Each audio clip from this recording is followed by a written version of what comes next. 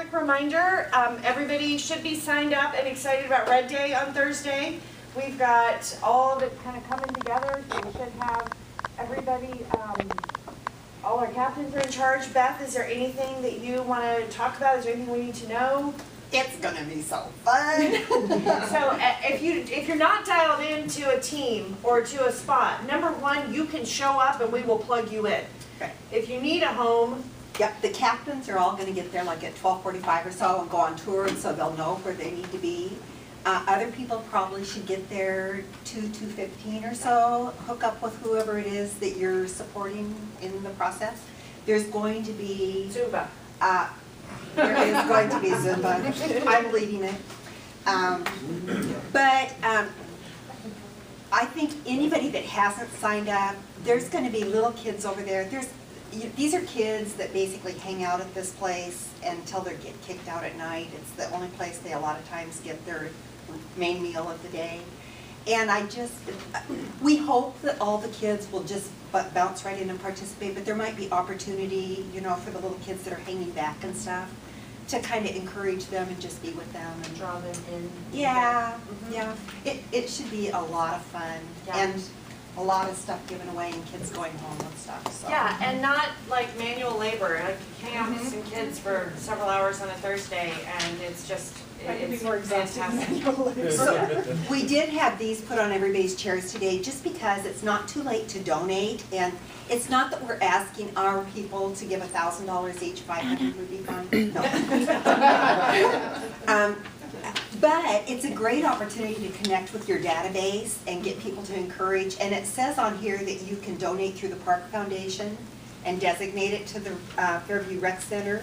That is tax deductible, but if you make your check payable to the municipality of Anchorage and designate it, it'll still go there, but through the municipality, it is not tax deductible. So you really want to encourage your people to give through the Park Foundation. And we really want a lot of money because And we've already we got $400 from Home Inspections Plus yesterday. Troy and Creta Bloxham. Alyeska Title contributed $200 to the goal of, remember, we're sending kids on a fishing trip. I think it's 17 kids that are going on 2 separate charters. And we are providing, yeah, exactly. We are providing 50 reversible jerseys, basketball jerseys that will stay at the Fairview Rec Center. Guys, I mean, having kids that have grown up in the athletic community in Anchorage, I can tell you, there are so many children today who are seniors in high school that are just struggling with where are they going to go to college, can they even get into a college, how are they going to pay for it, some that have to go junior college or prep school first because they need to fix their grades, that don't know how to pay for that. I mean, and they all grew up playing ball right there. I mean, I could just give you a list of them, and they're good kids, and they just come from some tough circumstances. So it's, I just know them personally. And so just really, this is a great opportunity to get out and just have some fun. We tried to really make this conducive for a great turnout by not having participation in the morning. You have your morning to get your work done, get your lead gen done, deal with your fires. The setup crew will be there. I believe Ed will have the setup crew there about 12. he's gonna get there at noon. Yep, they'll be working for a couple of hours, then the rest of you guys will show up, 2:15 to prepare for the kids. We'll be done by 6:30 at the latest. We'll do takedown, and you're out of here. So I would just like to add that any funds that come in over and above what we need for the fishing trip and the t-shirt reimbursement and that kind of thing, the Eagle River office and us going forward are going to be working on the teen rooms. They've got 3 really ugly rooms upstairs, and I'm going to pass this around so you can see how inviting they are, and also a picture of what we want to make it look like. And that's something that we'll be working on over the next several months. And I know they're looking for even donations of good quality furniture. Is Actually, what Kara said? No? we need to be particular about it because very- we need to have a look. Yeah, Yeah. yeah. And we're actually working, we hope Scan Home is going to participate with us. And Cool, good deal. So Red Day, Thursday, don't expect any of us in the office, although you will get paid.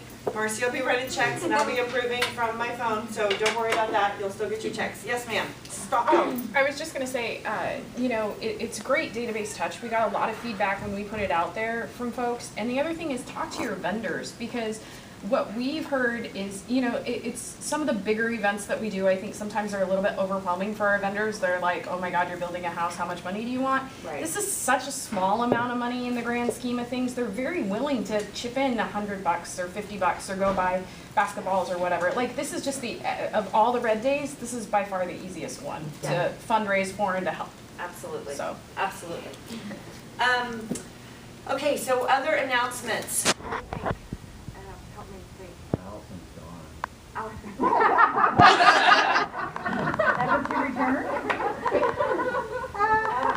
gone. You've been here for, what, 4 months? She's gone. And you ran her away already. Allison is in Prague. Is actually on her way to Prague. She and Jeff take a couple-week, pretty exciting excursion to foreign lands every year, and so this is their one trip that they're doing this year. I do have copies of their passports and all emergency contact numbers for her mother, so if something happens, I know what to do. And I have her dog, so that makes it better. So she's gone, so Marcy is handling things. Show a little grace because it's one person handling it versus two, but we should be great. You know, you'll get an out-of-office responder on Allison's email and voicemail.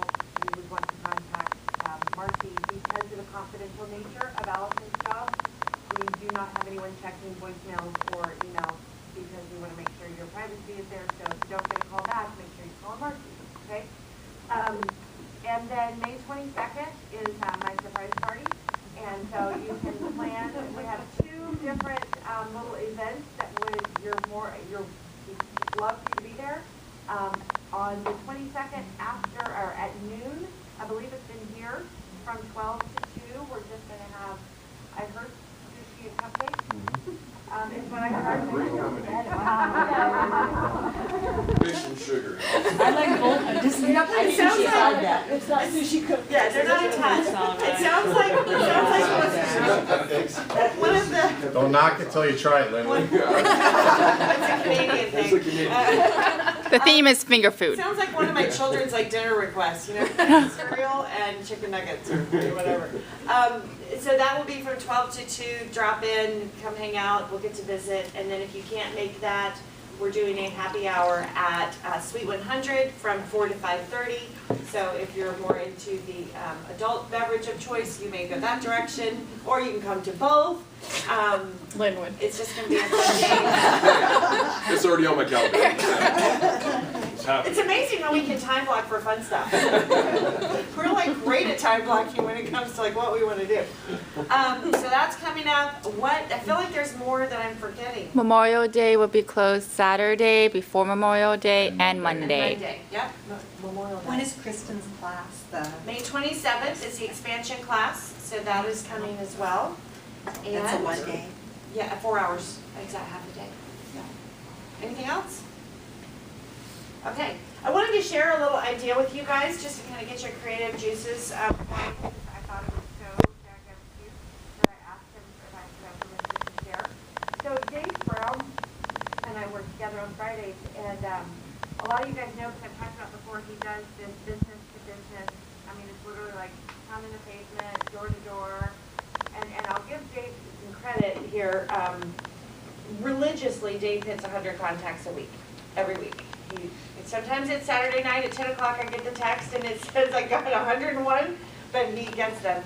And about 20-ish of those every week, it depends, it varies, is what he calls his business-to-business contacts, where he takes a strip mall and goes in and comes up with some cute little thing. Well, as a takeaway on the pop buys, that I think it's Buffini that teaches the pop buys, Dave came up with a little idea of something to do to sort of get his foot in the door. And it was so adorable, and he got such great response. I was going to ask him to just kind of talk about his response, but I'm going to show you what he did. He ordered 500 Tabasco bottles, and I don't know what else to call them. and with a little cable tie, zip tie, attached his card so it stands up, and he walked into, well, why don't you tell about your manicure or pedicure stop? No, that was hilarious.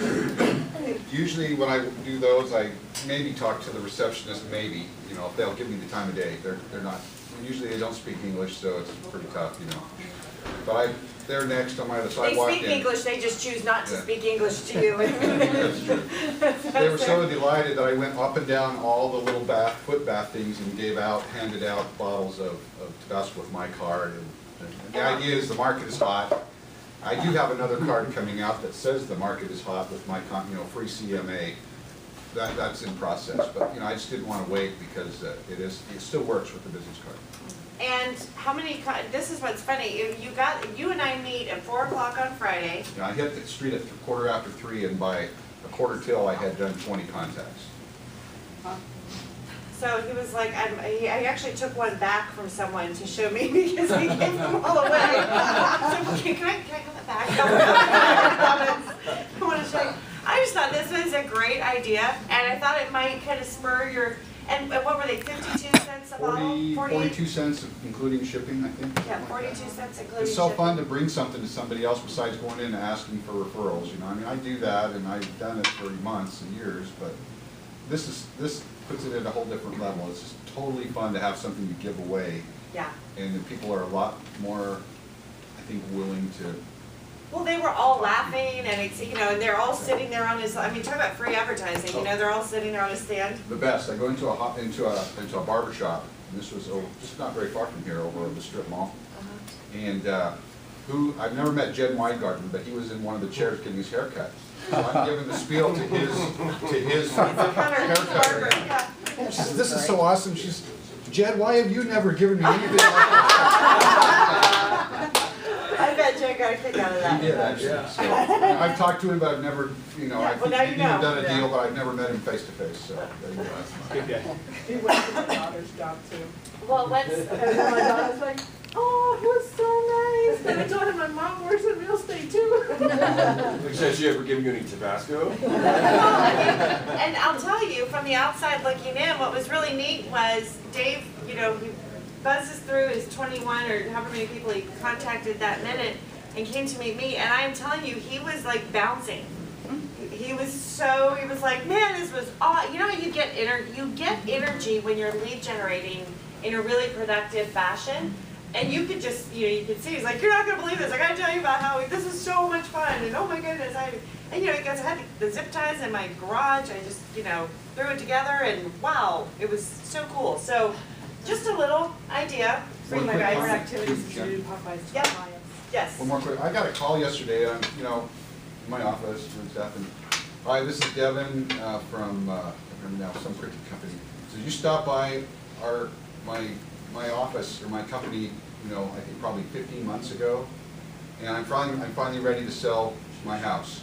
And I had kept your card, and I have an appointment with him Thursday morning to list his very nice house. Actually, one that you had listed at one time.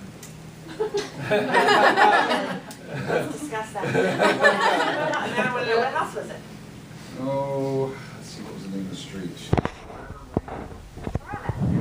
About a 2,300 square foot townhouse without any garage or. I told it. Yeah. So brutal. Yeah, it was yep. I thought you were the listing license. I was, yeah, we sold it. Somebody else. David Dowd represented the buyer. Oh. That's how long ago it was. Yep, I remember. Yep. Backed up to 2005, yeah, backed up to the BLM land over by Campbell Great, yep, exactly. Huh? You remember? Oh, yeah, I remember them all. I remember all of them. And then I slit my wrists. No, just kidding. No, it's a great property. Okay, so good stuff just to get your juices flowing and think about some ways that you can do Popeyes. Some creative stuff. I know Belisa does a lot of them. I'm sure she'd be happy to share some ideas that she's used over the years. And My spring windshield wiper fluid is Or like now. the most popular one. Is it that size? Windshield wiper fluid. I mean, who doesn't need windshield wiper fluid? I mean, it's like a more. necessity. It's a total necessity. By the way, just for Sean, you're not on her list. Sorry. Felisa, I will be added to that list. Fred Meyer will give you case discounts. There you go. There's a great idea. Okay, so let's get into, is there anything else I'm forgetting? No, anybody new that we need to introduce? You want to do that for us, for Megan? Yes. Oh, you already said it. So, Well, I'll let you. I'd like to introduce Megan Escobedo. She's one of our new buyer's agents. So, super excited about her joining the team. So this is Megan.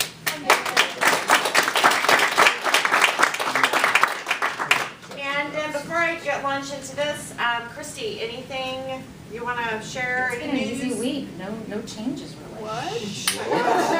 Shut your mouth. You just jinxed it. I don't believe it. We're somewhere. Exactly. Day's not over. That's right. Ava, anything you want to bring? She's not here. Yeah, I was like, yeah, where's Ava? I didn't see her.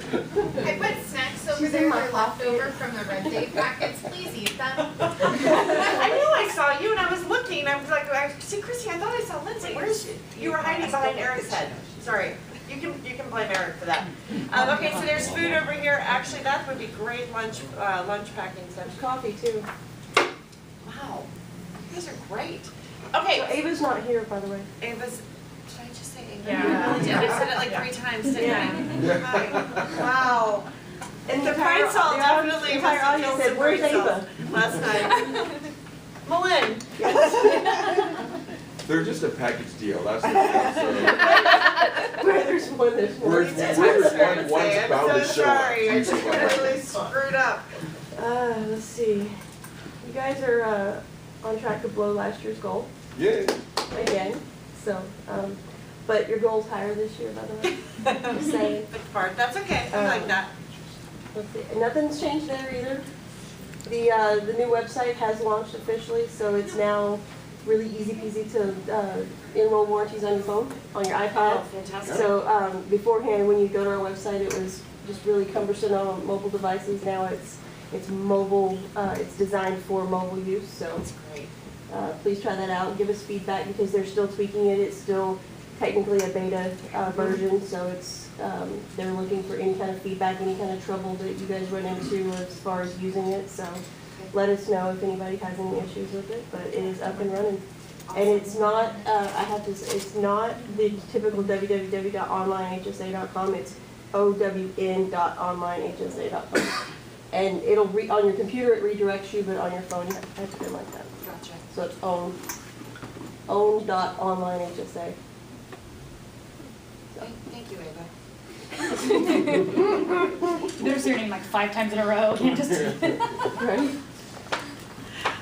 Okay, and also just give you an update, we had the most orders we've ever had at Integrity Title this last month. You guys are rocking it, they're providing amazing service. Clearly, you guys are happy with the service you're getting because you're continuing to really support the business. Janice told me she was planning to be here, and then she had a buyer that said she was gonna pop by for closing, so she couldn't leave her desk. She was really excited about that too. Oh, and they're doing an open house the Yes, thank 15th. May 15th, open house, exactly, which means free food. So call the Bowdens because they'll be here for you. Show up for everything. Okay, so let's get into our Conversation about delivering customer value. So, real quickly, super fast, I won't go over everything we talked about last week, but I will just do a quick flyover overview on what are the components of customer service and customer value. Remember, there were 4 S's. Set expectations, service expectations, satisfy expectations, and surpass expectations. And we kind of did a really quick flyover on that. We're going to dive into that a little bit more. It feels like every problem conversation that I have has to do with expectations. Do you guys feel that? I mean, when you think about the transactions that you deal with when they present opportunities for growth or challenges. Almost always, if you just peel back the onion and get down to the root of the problem, what does it come down to? Yeah, unmet expectations. Now, in my opinion, many times the expectations that the client has are kind of false. They're not even realistic. Do you guys sense that? Do you feel that? And yet, whose responsibility is it to make sure that those are set correctly? For example, just to use a basic example, there are times that clients expect that you're going to talk to them every single day of the transaction. Is that realistic? No. Is it even necessary? Not at all. But if that's what they're expecting, and then you systematically do a great job of sending out weekly updates, you know, doing it between email and phone call, and you're constantly, you know, staying on point, you're doing it when you say you're going to do it, you can do everything right, and at the end, what happens? They'll scream at you for 15 minutes. They're frustrated, right? And they're frustrated because there's 2 drips of water coming from the water faucet and you can't figure out why. Are they frustrated over the faucet? No. They're frustrated because they expected that you were going to talk to them every day, despite the fact that you did a fantastic job, their expectations are unmet. So really setting expectations becomes a huge, just a huge part of what our responsibility is. So the first thing that we set an expectation, the first way we do that is we present our value proposition. What's a value proposition? We talk about it all the time. You guys hear the, you know, it's kind of like a buzzword. We throw it around a lot. What, in your mind, what is a value proposition? What do you have to offer? I'll wait. What you have to offer. What else?